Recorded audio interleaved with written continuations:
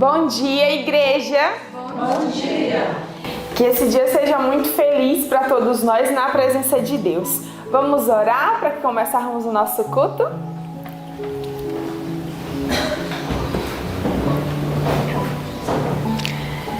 Querido Pai, agradecemos porque o Senhor nos despertou para um novo dia.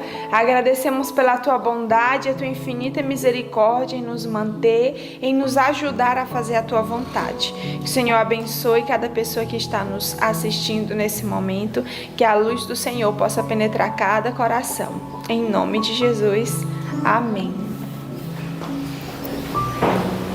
E um ótimo dia para você também, que está mais uma vez conosco. Eu quero te convidar a, junto aqui com a igreja da escola, cantarmos juntos o hino 238. Amor nos faz contentes.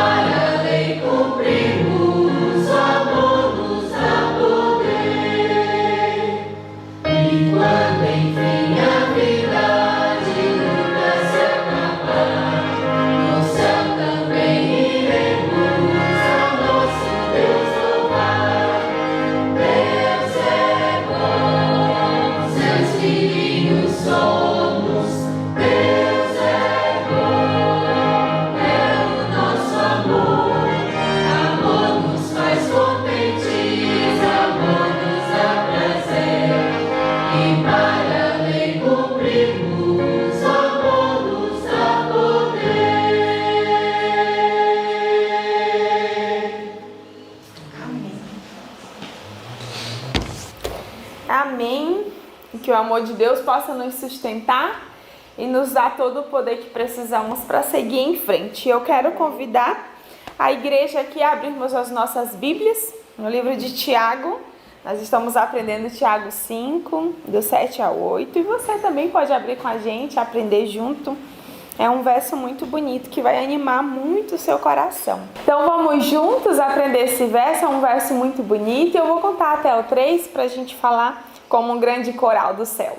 1, 2, 3. Tiago 5, do 7 ao 8. Sede, pois, irmãos, pacientes até a vinda do Senhor. Eis que o lavrador espera o precioso fruto da terra, aguardando-o com paciência, até que receba a chuva temporã e serôdia. Sede vós também pacientes, fortalecei os vossos corações, porque já a vinda do Senhor está próxima. Tiago 5, do 7 a 8. Tiago 5, do 7 a 8. Sede, pois, irmãos, pacientes até a vinda do Senhor. Eis que o lavrador espera o precioso fruto da terra, aguardando-o com paciência, até que receba a chuva temporã e serôdia. Sede vós também pacientes, fortalecei os vossos corações, porque já a vinda do Senhor está próxima. Tiago 5, do 7 ao 8. Tiago 5, do 7 ao 8. Sede, pois, irmãos, pacientes até a vinda do Senhor. Eis que o lavrador espera o precioso fruto da terra, aguardando-o com paciência, até que receba a chuva temporã e serôdia. Sede vós também pacientes, fortalecei os vossos corações, porque já a vinda do Senhor está próxima. Tiago 5, do 7 ao 8. Amém. Agora você vai ouvir o estudo dessa manhã. Deus te abençoe. Bom dia, Igreja do Senhor. Bom dia. Bom dia para você que está em casa. Chegou um momento muito bom, que é o momento de oração.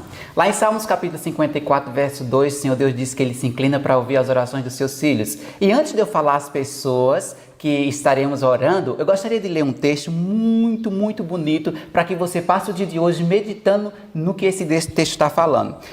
Diz assim, ó: a oração foi instituída para o nosso conforto e salvação, a fim de que, pela fé e esperança, possamos apropriar-nos nas ricas promessas de Deus.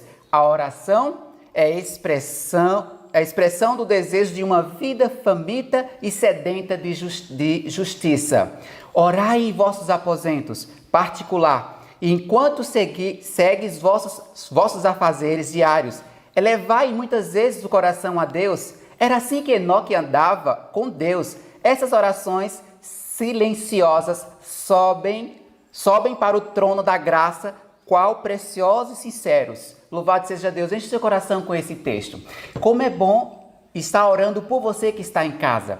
Essa é a chance muito, muito bom. Você que está aí necessitando, você tem feito pedido, continue fazendo pedido de oração, que nós vamos estar aqui do outro lado orando por você, para que o Senhor Deus te abençoe e te encha de fortalecimento.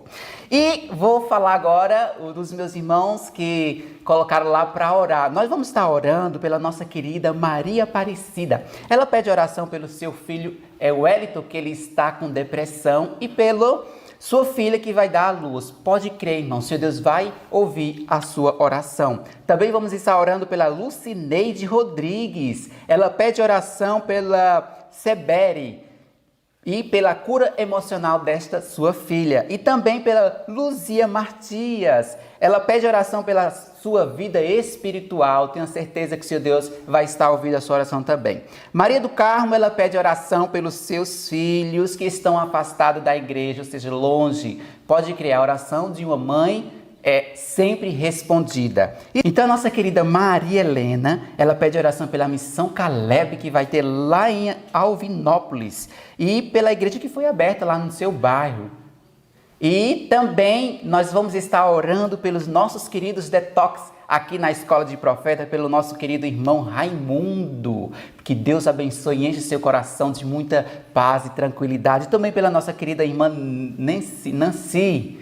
Ela é uma pessoa de Deus, uma pessoa maravilhosa, está aqui conosco, pela graça de Deus, passando pela Semana do Detox. E também pela nossa querida irmã Luzinete. Seja bem-vinda você que está aqui, que Deus te fortaleça. E nós vamos estar investindo em oração pela senhora, que Deus te abençoe constantemente. E também vamos estar orando pelo nosso querido irmão Jefferson e Gisele, porque eles estão fazendo também um momento de desintoxicação. Nesse momento eu convido tanto você e o Christophe, sua família, né, em geral. Tudo de novo, né?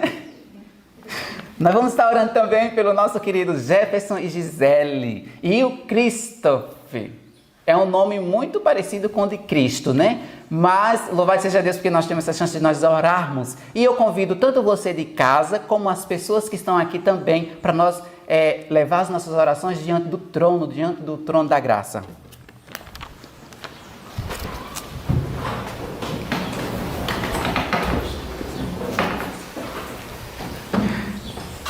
Soberano Pai, eterno Deus, somos muito gratos porque acordamos com saúde. Queremos te agradecer pela tua bondade, pela tua misericórdia, Senhor Deus. Sabemos que nós não merecemos, Senhor, porque somos falhos e pecadores, Senhor. E enche com teu Santo Espírito, Senhor Deus, a nossa vida. Abençoe cada um que está aqui, Senhor Deus, individualmente, Senhor. Abençoe os detox, meu Pai. Enche eles de poder, Senhor. Que essa semana eles possam sentir o Espírito Santo na vida deles, Senhor. Que tudo aquilo que estiver incomodando eles possa ser retirado pelo teu poder, Senhor. Abençoe também essas pessoas que têm pedido oração, Senhor. Em nome de Jesus, derrama suas bênçãos sobre essas pessoas, que elas possam estar constantemente, assim como Enoque orava a Deus, que eles também possam estar orando ao Senhor do universo, Senhor. Queremos te agradecer porque tu és um Deus misericordioso, um Deus bondoso com cada um de nós, e que durante esse dia, essa semana, nós possamos estar investindo nessas pessoas em oração, Senhor. E que no dia de hoje possamos estar meditando na tua palavra, te buscando cada vez mais, Senhor Deus. Fica conosco em nome do teu santo Filho amado Jesus. Amém. Muito bem. Então, agora chegou aquele momento que você gosta e eu também gosto, que é discutirmos, estudarmos, recapitularmos a palavra do Senhor. Então, eu queria convidar você a abrir lá a sua Bíblia no livro de Salmos. Hoje nós lemos os Salmos 137, 138, 139 e 140. Lemos esses salmos, pela graça de Deus. E também nós começamos uma viagem um tanto especial, que é pelo livro de Apocalipse. Se você aí de casa nunca estudou o livro de Apocalipse, olha aí, chegou a tua chance, a tua hora de estudar, de compartilhar com as pessoas que têm tantas dúvidas sobre esse livro. Lembro que eu tinha uma amiga que chorava com medo do Apocalipse, dizendo que a besta ia sair do mar. Então, ela ficava muito nervosa por não entender o que o livro estava querendo dizer. E nós vamos ter a oportunidade de entender, né? Que bom, graças a Deus. E junto a isso, nós estudamos o capítulo 57, que tem por título o Apocalipse. Nós vamos entender em que contexto o Apocalipse foi dado para João. Então, falando aqui sobre os Salmos, você já está aí com a sua Bíblia aberta no Salmo 137? Muito bem. O título da minha Bíblia diz Saudades da Pátria. Você já deve ter lido aí, né? E entendeu que esse salmo foi escrito numa situação um pouco difícil. O povo de Israel estava em Babilônia cativos e eles estavam muito tristes, chorando. E os babilônicos diziam, cantem, cantem, toquem as harpas para nos alegrar. E eles diziam, como é que cantaremos o cântico de Sião em uma terra estranha? Quando eu li esse salmo, eu fiquei pensando, como é que esse povo foi parar aí? Você já estudou, se você acompanhou o ano bíblico conosco o ano todo, você já estudou e sabe como foi que eles foram parar cativos de Babilônia. Em um certo momento da história do povo de Israel, Satanás chegou com uma sugestão que iludiu a nação a pensar que, de alguma forma, eles iriam evoluir, no caso. Chegou-se a proposta a eles de que eles deviam ser como as outras nações, eles deviam ter reis para representá-los, porque o rei deles era invisível, ninguém podia ver. Eles precisavam de um rei visível, alguém que saísse com eles às guerras, né, e lutasse as suas lutas.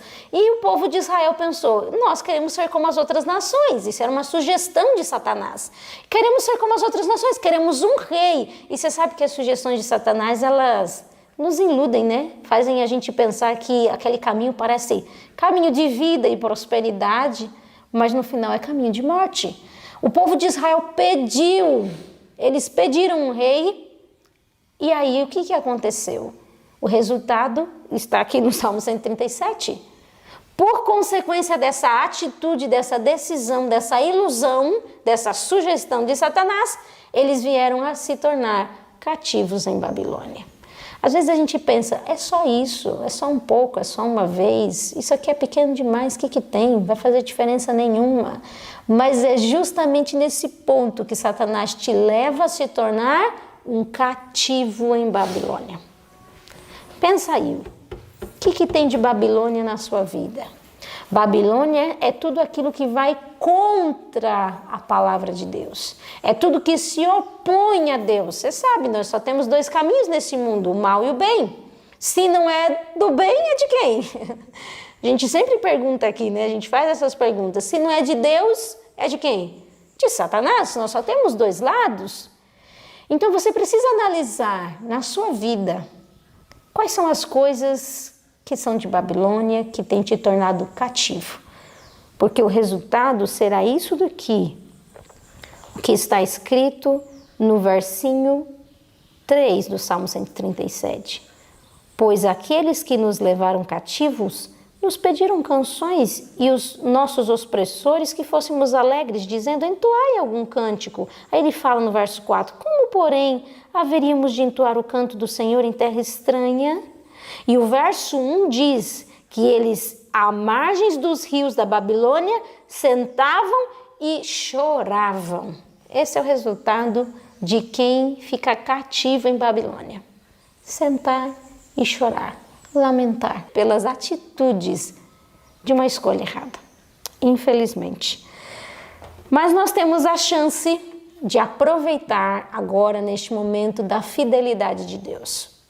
É isso que vem dizendo o Salmo 138. Vem exaltando a fidelidade de Deus. O que é uma pessoa fiel? Uma pessoa fiel é aquela que te assegura, está contigo em todos os momentos, é constante, é leal, é honesto. A fidelidade de Deus é um atributo que nos traz segurança, não é? Quando você fala assim, Deus é fiel, você se sente seguro, protegido, assegurado. Porque fidelidade dá essa ideia de constância, e Deus é constante em sua fidelidade, ainda que não sejamos fiéis. Mas temos que entender que as consequências de nossa escolha Ele não pode retirar.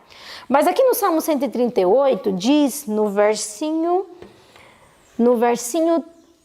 3 a seguinte informação: no dia em que eu clamei, tu me acudistes e alentastes a força de minha alma. Isso é característica de quem é fiel. Ainda que o povo estivesse em Babilônia, ainda que o povo estivesse sofrendo as consequências de sua própria escolha, o verso 3 era real na vida deles. Deus os acudiu e os alentou naquele momento. Deus trouxe esperança, não porque eles merecessem, mas era porque Deus é fiel. Simples por isso. Se você está como o povo de Israel nesse momento, cativo em Babilônia por alguma coisa, eu quero que você lembre, Deus é fiel. E Ele acode os angustiados, acode os que estão em sofrimento. E aqui também nesse capítulo diz, no verso 7, se ando em meio à tribulação, tu me refazes a vida, estendes a mão contra a ira dos meus inimigos, a tua destra me salva. Você tem que crer nisso, meu irmão. Se você está sofrendo pelas consequências de sua escolha, está na hora de você reajustar a sua vida, crendo de que Deus pode refazer a tua história. Ele fez isso pelo povo de Israel, porque não faria por ti? E aí no Salmo 139 vem completando essa ideia. Porque ao mesmo tempo que erramos e sofremos as nossas consequências, Deus permanece fiel. O Salmo 139 vem dizendo, Ele é teu Pai. Ele te conhece, Ele te sonda, Ele sabe quem tu és. Diz aqui nesse Salmo, olha o verso 16. Os teus olhos me viram, a substância ainda informe, e no teu livro foram escritos todos os meus dias, cada um deles escrito e determinado. Que preciosos para mim, ó Deus, são os teus pensamentos. Pensa aí. Esse é o Deus que é teu Pai, que te conhece de forma tão íntima, antes de mesmo de você nascer. Ele já viu a substância informe sendo formada no ventre da tua mãe e disse, eu conheço esse é o meu filho. E eu já tenho planos especiais para ele. É por isso que Deus é fiel, porque Ele te ama. Ele te ama, foi Ele que te criou, que te fez, Ele é teu Pai, Ele se importa com você e Ele te sonda e te esquadrinha e te conhece mais do que ninguém, até mesmo do que você. Não te dá alegria pensar assim? Não te dá esse conforto, essa segurança de pensar, poxa vida, como eu sou amado por Deus. E é isso que esses salmos estão querendo dizer. Nós somos falhos, nós somos pecadores, é verdade mesmo. Mas Deus é aquele que acode o aflito. É aquele que ampara o que está em tribulação. E Ele conhece e sabe exatamente o que cada um de nós precisamos. E o Salmo termina dizendo no verso 24, se há em mim algum caminho mau, guia-me pelo caminho eterno. Você pode fazer esse pedido, meu amigo, ainda que você esteja cativo em Babilônia. Você pode fazer esse pedido, dizer, Senhor, guia-me pelo caminho do bem, guia-me pelo caminho reto, ajuda-me a andar segundo o teu querer. E aí nós finalizamos no Salmo 140, quando o salmista Davi vem pedindo livramento da língua má. Olha, quando eu li esse salmo, eu pensei da seguinte forma. Duas coisas. O que você faz quando você passa por situações difíceis, onde você é acusado, injuriado, você é falsamente acusado de algo, ou línguas maldosas comentam coisas sobre a tua vida, sobre você, que não é verdade, não é bem assim. O que você faz em situações como essa? A primeira coisa que eu quero te dizer é que Davi não reclamou. No Salmo 140, você não vê reclamação de Davi. Ele não reclama com Deus e fala, mas Senhor, por que o Senhor está deixando eu passar por isso? Não. A primeira coisa que nós percebemos é isso. Davi não é um reclamão. E sabe que muitas vezes as nossas reclamações são injustas, né? Geralmente nós somos injustos ao reclamar alguma coisa com Deus. Então essa não é a posição daquele que vence. Pelo contrário, Davi pede livramento. Ele vai até Deus e fala, Senhor, não deixa esse mal acontecer. Eu imploro, faça justiça. Haja com justiça. E outra coisa interessante que eu penso a respeito desse salmo é que eu acho que pior do que sofrer as injúrias é você ser o injuriador. Quero falar para você de casa. Se você vê em sua vida características como essa que foram descritas no Salmo 140, olha só aqui no verso 2. Cujo coração maquina iniquidade, vive forjando contendas, vive arrumando contendas. Aguçam a língua como a serpente, sobre os lábios tem veneno de áspide. O Senhor me livra desses. Se você se vê, amigo, nesse tipo de situação, se você entra nas redes sociais das pessoas ou de vídeos e fica comentando coisas ruins, xingando, criando contendas com o irmão dentro da igreja, na família, peça a Deus misericórdia e saia dessa condição. Se você se vê assim como está aqui no Salmo 140, como essas pessoas que têm uma língua venenosa, peça a misericórdia de Deus e saia dessa situação. Porque aqui o verso 11 diz, o caluniador não se estabelecerá na terra. Ao homem violento, o mal o perseguirá com golpe sobre golpe. Olha a miséria de quem vive criando contenda, rixa, criando caso, fazendo briga, picuinha e fala mal e não sei o que e comenta. Pessoas que vivem nessa situação, o Salmo está dizendo que o mal vai perseguir essa pessoa. Golpe sobre golpe, uma coisa atrás da outra. Que miséria de vida.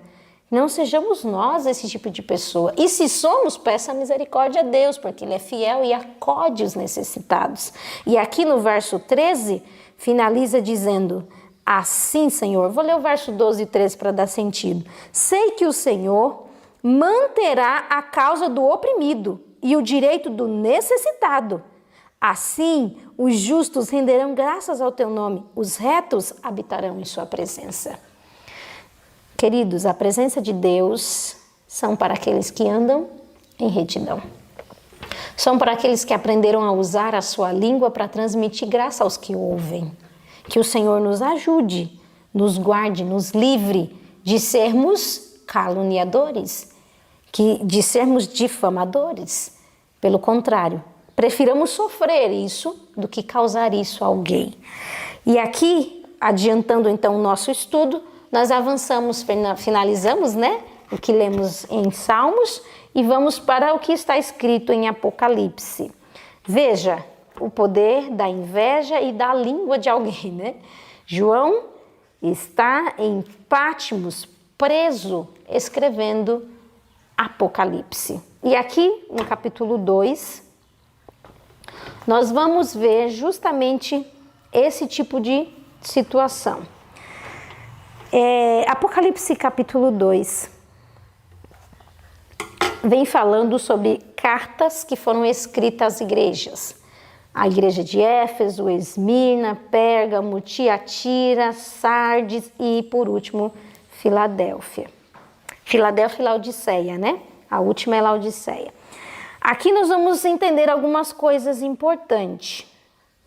Veja só, nos dias dos apóstolos, a igreja que tinha acabado de nascer, né? Tinha acabado de ser instituída por Cristo através dos 12 apóstolos, ela estava crescendo, ela estava alcançando o mundo inteiro, ela estava se expandindo. Estavam ali os 12 apóstolos que haviam convivido com Jesus, tinham visto Jesus em carne, tendo contato com ele. Mas com o passar dos anos, os apóstolos, né, foram morrendo a ponto de ficar só João. E aí Deus achou propício naquele momento em que só estava João vivo, escrever o Apocalipse. Aqui no capítulo 2, a carta começa direcionada a Éfeso. Pensa só, a estrutura desse capítulo você vai perceber que sempre vai iniciar com alguém que está falando, vai ter uma repreensão, mas também em algumas há elogios e também há a promessa.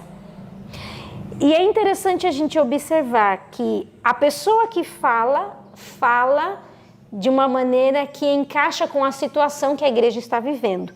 Essas cartas direcionadas às igrejas é interpretado de maneira histórica. São períodos que a igreja cristã, a igreja de Deus, passou durante os anos. Quando você analisa a carta escrita a Éfeso, pela descrição que é feita aqui, nós conseguimos entender que esse é o primeiro período da igreja, quando a igreja estava ali com os 12 apóstolos pregando o evangelho. Perceba aqui no verso 2, olha o que Jesus está dizendo para essa igreja: conheço as tuas obras, tanto o teu labor como a tua perseverança, e que não pode suportar homens maus, e que puseste à prova os que a si mesmos se declaram apóstolos e não são, e se acham mentirosos. Aí veja só, ele está dizendo: eu conheço a obra de vocês, o quanto vocês trabalham, o quanto vocês lutam. Essas características nós vemos justamente na igreja de Éfeso, quando o evangelho foi pregado por todas as partes do mundo habitado. O início da igreja foi marcado por simplicidade, por fervor, por disposição, diligência, por obediência, porque eles tinham um único objetivo: salvar almas. Por isso que Éfeso tem como significado desejável. Era uma igreja desejável, porque era uma igreja que trabalhava, que avançava, que pregava o evangelho. E os 12 apóstolos estavam vivos. Esse período vai do ano 31 depois de Cristo até o ano 100 depois de Cristo. Quando você vai para a igreja de Esmirna, nós já vemos que o contexto muda. Olha que interessante, no verso 8 do capítulo 2.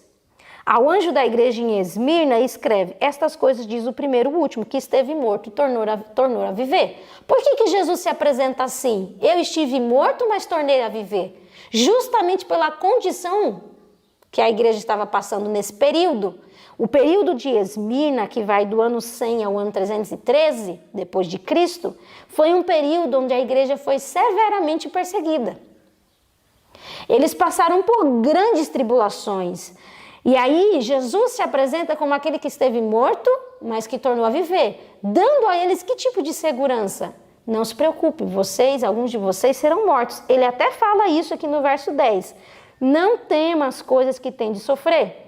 Eis que o diabo está para lançar em prisão alguns de entre vós, para ser postos a provas, e tereis tribulações de 10 dias, ser fiel até a morte, dar-te a coroa da vida.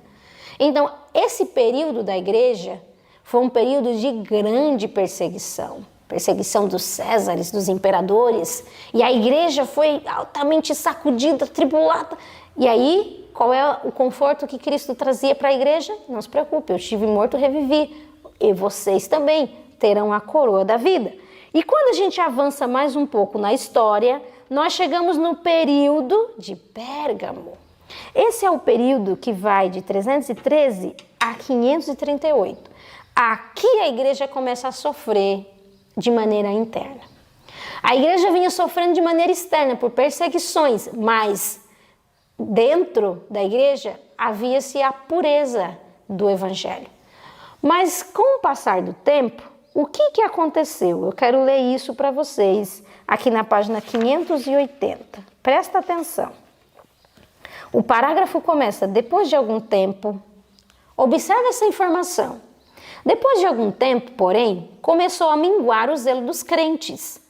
Bem assim seu amor a Deus e de uns para com os outros. A frieza invadiu a igreja. Você se identifica? Alguma coisa parecida com o que a gente tem vivido? É desse jeito, né?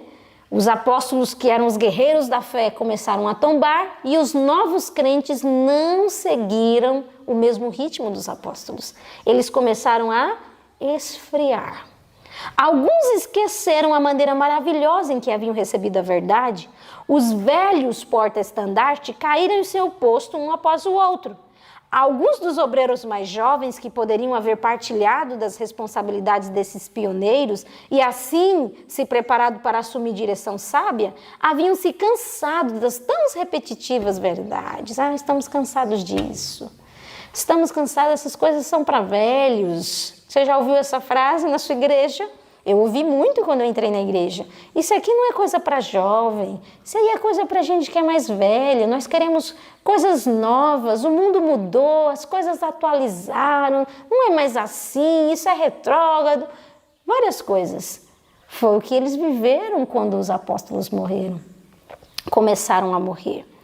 Olha aqui, em seu desejo de alguma coisa nova e estimulante, gente, não é o que nós passamos. Buscaram introduzir novos aspectos da doutrina, mais agradáveis a muitos espíritos, mas não em harmonia com os princípios fundamentais do Evangelho. Em sua confiança própria e cegueira espiritual, deixaram de discernir que esses sofismas levaram muitos a pôr em dúvida as experiências do passado, conduzindo assim à confusão e incredulidade. Foi isso que começou a acontecer com a igreja. Foi isso que começou a acontecer com a igreja. Então eles começaram a entrar em fábulas, a buscar novas coisas, e aí a doutrina começou a corromper. Porque é justamente nesse período de Pérgamo que aqui no verso 14 vai dizer assim, ó: tenho todavia contra ti algumas coisas, pois que tens aí os que sustentam a doutrina de Balaão, o qual ensinava Balaque a amar ciladas diante dos olhos de Israel para comerem coisas sacrificadas aos ídolos e praticarem a prostituição. Vamos lembrar da história de Balaão? Quem foi Balaão? Foi um falso profeta, não foi isso? Ele se corrompeu pelo quê? Por dinheiro, exatamente isso. Balaão estava interessado em dinheiro, cobiçando as coisas do mundo, e por isso ele se corrompeu. E ele era um falso profeta, porque ele queria amaldiçoar o povo de Deus e fazia Balaque crer que ele conseguiria isso. E aí, Deus traz esse tipo de advertência para esse período da igreja. Vocês se corromperam. E que período é esse? É o período em que Constantino se converte ao cristianismo. Quando Constantino, que era o imperador da época, se converte ao cristianismo, ele traz para dentro da igreja várias doutrinas pagãs. E aí a igreja começa a se corromper e começa a comercializar a palavra de Deus.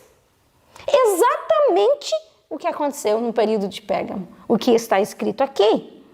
E aí ele traz uma repreensão. Eu conheço, aqui o verso 3, eu conheço o lugar em que habitas, onde está o trono de Satanás. Consegue imaginar isso? A igreja começou a cair no ano de Pérgamo, no período de Pérgamo. Começou a cair, porque já não era mais pura. A sua doutrina estava sendo corrompida pelos falsos cristãos que entravam ao cristianismo. E aí, quando você vai avançando as informações, diz que nós chegamos agora no período de... Então, quando a gente avança agora o período, a gente está avançando na história. Ó. A igreja vinha pura, zelosa, pregando o evangelho, a igreja foi perseguida, aí agora entra os falsos cristãos dentro da igreja e a igreja começa a sofrer apostasia. Quando a gente chega em Tiatira, que vai do ano 538 a 1517, nós vemos agora acontecendo algo muito grave. Porque no ano 538, a igreja se une ao Estado. E aí começa aquele período que nós conhecemos em profecia, que se chama a supremacia papal. Os papas lideram o mundo. E então nós encontramos grandes dificuldades, porque aqui a palavra de Deus é retirada da mão do povo. É aquilo que o pessoal chama na história de Idade Média. As pessoas entram num baixo nível de intelectualidade, de conhecimento, é o período das trevas, porque não há Bíblia. E aqui nessa carta Tiatira, veja só a repreensão que Cristo traz para esse período da igreja, está aqui no verso 20. Tenho, porém, contra ti o tolerares que essa mulher Jezabel, que a si mesma se declara profetiza, não somente ensine, mas ainda seduza os meus servos a praticarem a prostituição e a comerem coisa sacrificada aos ídolos. Vamos lembrar da história? Quem era Jezabel mesmo? Jezabel era adoradora de Baal. Mas ela era casada com quem? Com um adorador de Jeová. Casada com Acabe, alguém que era cristão, que era judeu. Pensa, uma união antinatural, uma união antibíblica. E foi justamente o que aconteceu no período de Tiatira. A igreja se une ao Estado para ganhar o quê? Poder civil. Então perceba, é exatamente isso que a igreja, o período de Tiatira viveu, essa união antinatural do crente com o apostatado. E então essa união antinatural traz o que para o meio do povo? Idolatria, que era o que Jezabel vivia. Sensualidade, que era o que Jezabel vivia dentro do reino de Acabe. Então nós vemos isso se encaixando perfeitamente no período em que foi a supremacia papal. E é justamente isso que nós vemos no período de Tiatira. Esse tipo de descrição se encaixa perfeitamente. Agora, veja só. É importante nós entendermos que o Apocalipse, ele é um livro com muitos símbolos. E esses símbolos possuem um significado, e esse significado é dado pela própria Bíblia. A própria Bíblia se interpreta. Veja só, eu vou explicar uma coisa para vocês. Se você pegar aí o seu livro na página 585, diz aqui no parágrafo os nomes das 7 igrejas. Aqui vem a explicação do que eu acabei de explicar tudo para vocês sobre as 7. Não expliquei as 7 porque o capítulo hoje é só o 2. Amanhã a gente continua no capítulo 3. Mas o que eu expliquei das igrejas é justamente isso que está aqui nesse parágrafo. Os nomes das 7 igrejas são símbolos da igreja em diferentes períodos da era cristã. O número 7 indica plenitude e simboliza o fato de que as mensagens se estendem até o fim do tempo, enquanto os símbolos usados revelam o estudo da igreja nos diversos períodos da história do mundo. Consegue entender? Exatamente isso que eu expliquei para você, os períodos que a igreja foi vivendo. Agora, uma coisa importante para nós falarmos, e assim nós podemos encerrar, é sobre as promessas que são destinadas a essas igrejas. Perceba que cada igreja tem uma promessa. Se você for na igreja de Éfeso, a promessa está no verso 7. Diz: ao vencedor dar-lhe-ei que se alimente da árvore da vida, que se encontra no paraíso de Deus. Para a igreja de Esmirna, no verso 11, a promessa diz: o vencedor de nenhum modo sofrerá o dano da segunda morte. Para a igreja de Pérgamo, o verso 17, ao vencedor dar-lhe-ei do maná escondido, bem como lhe darei uma pedrinha branca, e sobre essa pedrinha escrito um novo nome, o qual ninguém conhece, exceto aquele que o recebe. Para a igreja de Tiatira, olha a promessa: ao vencedor que guardar até o fim as minhas obras, eu lhe darei autoridade sobre as nações. Perceba, essas promessas é para a igreja de Deus, é para você. Essas promessas foram escritas para você, cristão, que tem seguido a palavra de Deus. E sabe uma coisa muito interessante? É importante nós lembrarmos que para você receber essas promessas, você precisa aprender a conviver com o Cordeiro de Deus aqui na terra. O João apresenta no Apocalipse duas facetas de Cristo, como o leão da tribo de Judá, mas como o cordeiro que foi imolado. Para você receber essas promessas que é para a igreja de Cristo, você precisa aprender a seguir o cordeiro aonde quer que ele vá. Olha aqui o que está no parágrafo: estes são os que seguem o cordeiro para onde quer que vai. Na página 591. Diz: a visão do profeta representa-os como estando sobre o monte Sião, cingidos para santo serviço, vestido de linho branco, que representa a justiça dos santos. Mas todos os que seguirem o Cordeiro no céu precisarão primeiro tê-lo seguido na terra, não contrariados ou por capricho, mas em confiante, amorável e voluntária obediência, como o rebanho segue o seu pastor. Você quer receber essas promessas que foram direcionadas para a igreja de Deus aqui na terra? Então você tem que aprender a seguir o Cordeiro aonde quer que ele vá. Você tem que ser ovelha do rebanho dele, não por capricho ou contrariedade, mas de voluntariedade, de coração disposto, entregue, em amor, em confiança. É isso que Deus espera de você. E aí, se você aprender a seguir o Cordeiro aqui na terra, você o seguirá no céu.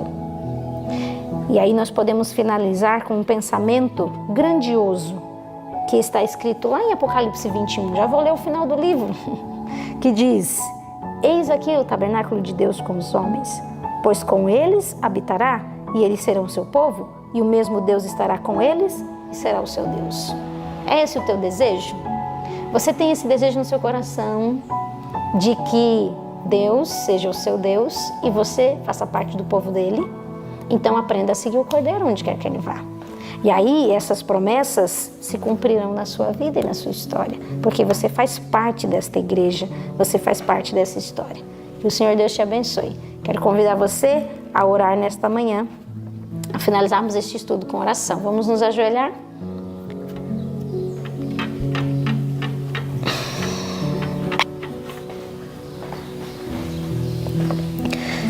Querido Deus e bom Pai, queremos agradecer porque o Senhor deixou escrito o livro do Apocalipse, porque o Senhor queria nos assegurar de que o Senhor está no controle da história da nossa igreja, que o Senhor está no controle da história do nosso povo, do povo do Senhor. E queremos, Senhor Deus, confiar nas promessas que o Senhor deu a essa igreja, a esse povo, porque fazemos parte dela, Senhor. Imploramos que o Senhor nos ajude no dia de hoje a seguirmos o Cordeiro aonde quer que vá, para que assim possamos ser seguidores do Cordeiro no céu também. Que a Tua bênção acompanhe esse meu amigo que está ouvindo, que o Espírito do Senhor possa clarear todas as informações na mente dessa pessoa e tudo que ele aprendeu ou ela possa ser uma bênção para a sua vida. Em nome de Jesus, amém. Muito bem, foi muito bom ter você aqui, que Deus te abençoe e até amanhã.